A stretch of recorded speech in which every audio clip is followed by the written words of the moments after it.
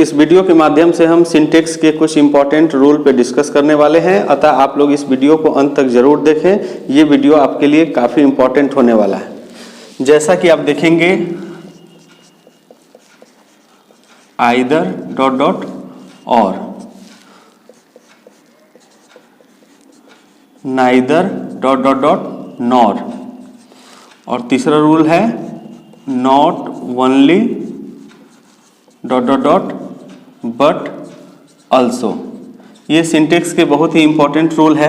तो इसमें हम डिस्कस करने वाले हैं कि पहले तो इसमें क्या है कि आइदर का कॉम्बिनेशन और से होता है, नाइदर का कॉम्बिनेशन नॉर से होता है, नॉट ओनली का कॉम्बिनेशन बट अल्सो से होता है।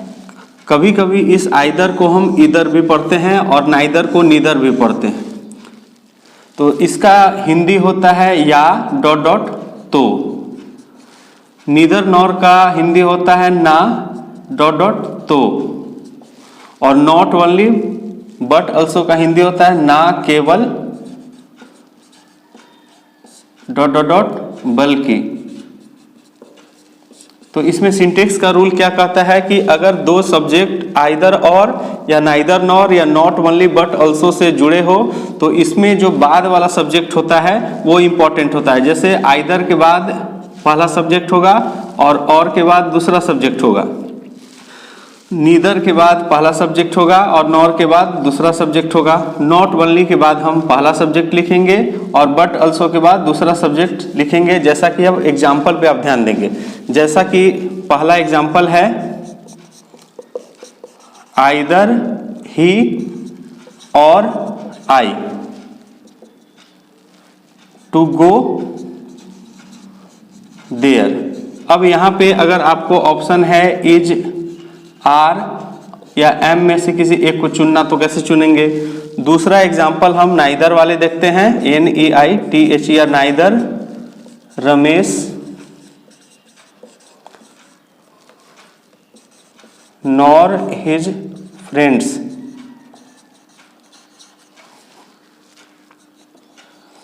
To come here. यहाँ पे ऑप्शन है हैज और हैव का। तीसरा एग्जाम्पल देखते हैं not only say related, not only I but also he responsible for this misdeeds.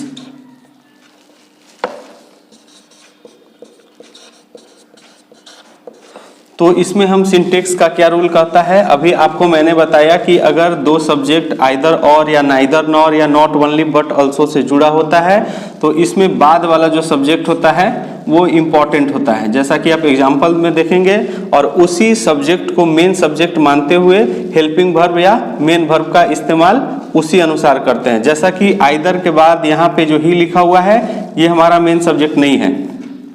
Grammar के रूल के हिसाब से और के बाद यानी कि जो S2 है वो इम्पोर्टेंट होगा और आई के हिसाब से ही हम हेल्पिंग वर्ब का इस्तेमाल करेंगे। तो आई के हिसाब से एम का यूज यहाँ पे करेंगे। उसी तरह दूसरा एग्जाम्पल में देखेंगे, नाइदर के बाद रमेश है जो कि सिंगुलर है और नॉर के बाद क्या है, हिज फ्रेंड्स जो कि क्या है, प्लूरल है।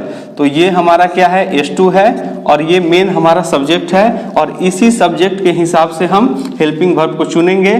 तो ये S2 हिज फ्रेंड्स क्या है, हमारा प्लूरल है, हैज तो सिंगुलर होता है, इसलिए यहाँ पे हम हैव को चुनेंगे।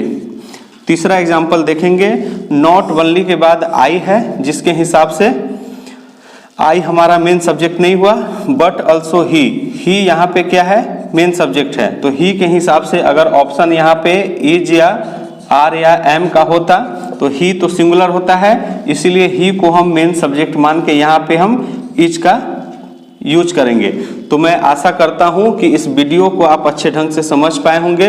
मैं फिर से इस रूल को रिकॉल करा देता हूं कि यदि दो सब्जेक्ट आइदर और या नाइदर नॉर या नॉट ओनली बट अल्सो से जुड़ा हुआ है तो जो बाद वाला सब्जेक्ट होता है जो कि और के बाद आता है या नॉर के बाद आता है या बट अल्सो के बाद आता है, उसी सब्जेक्ट को हम मेन सब्जेक्ट मानते हैं और उसी सब्जेक्ट के हिसाब से वर्ब सिंगुलर या प्लूरल होता है या उसी सब्जेक्ट को मुख्य सब्जेक्ट मानकर हम वर्ब का इस्तेमाल करते हैं। तो मैं आशा करता हूं कि यह वीडियो आपके लिए काफी इंपॉर्टेंट है।